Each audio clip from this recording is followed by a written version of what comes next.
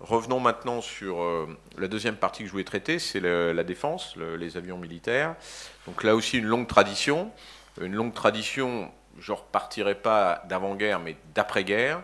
Donc dans l'après-guerre, Marcel Dassault relance ses usines après la Deuxième Guerre mondiale, en ayant refusé de travailler pour l'occupant, et après avoir été déporté à Buchenwald.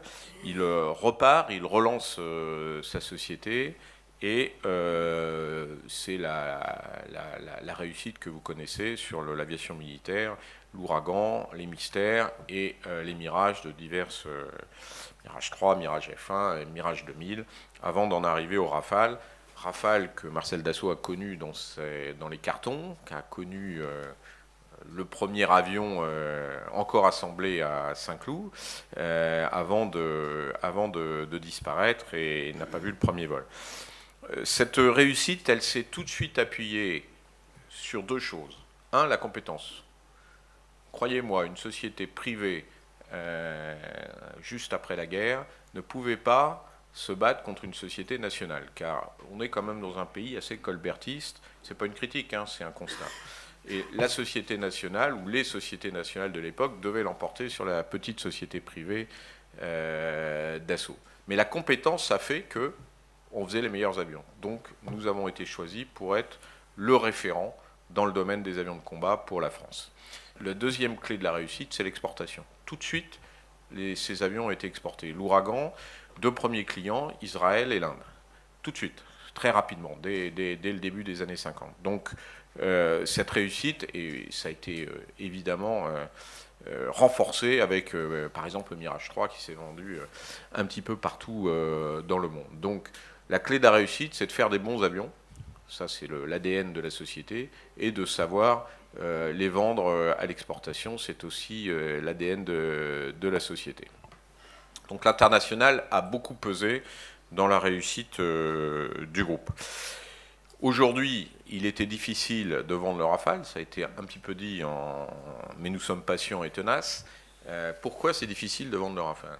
Alors c'est difficile de vendre le Rafale parce que nos grands amis américains ont décidé d'être, face aux Chinois ou face aux Russes, les seuls à vendre des avions militaires occidentaux. Alors, je vous fais tout de suite de l'actualité. Vous voyez, la Belgique, je suis persuadé qu'avant même l'écriture de l'appel d'offres, les Belges avaient choisi l'avion américain. Pourquoi? Parce qu'ils confondent, à mon sens, OTAN et Amérique. Et quand on est dans l'OTAN et qu'on a des devoirs vis-à-vis de l'OTAN, ce que je respecte et que je comprends, je respecte d'ailleurs le choix belge, c'est un pays souverain, eh ben on achète américain, c'est plus facile. Et puis nos militaires sont habitués, ils vont s'entraîner aux États-Unis, etc., etc.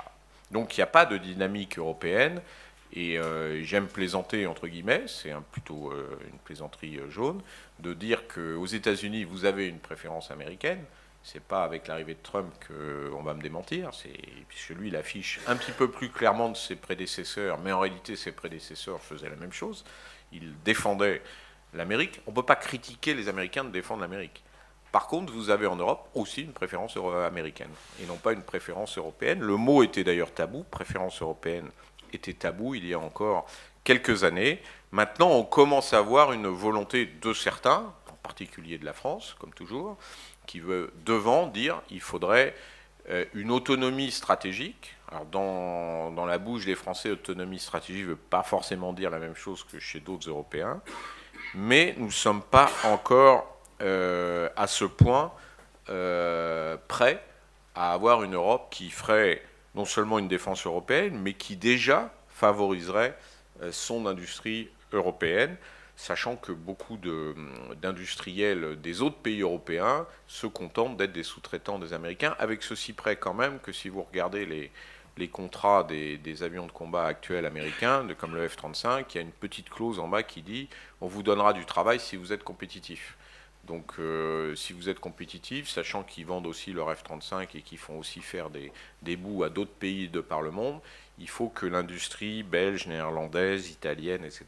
démontre qu'elle est compétitive pour avoir à fabriquer un certain nombre de choses qui sera un petit peu différent que la saga du F-16, fameux marché du siècle où les Européens ont choisi le F-16 face au Mirage F-1.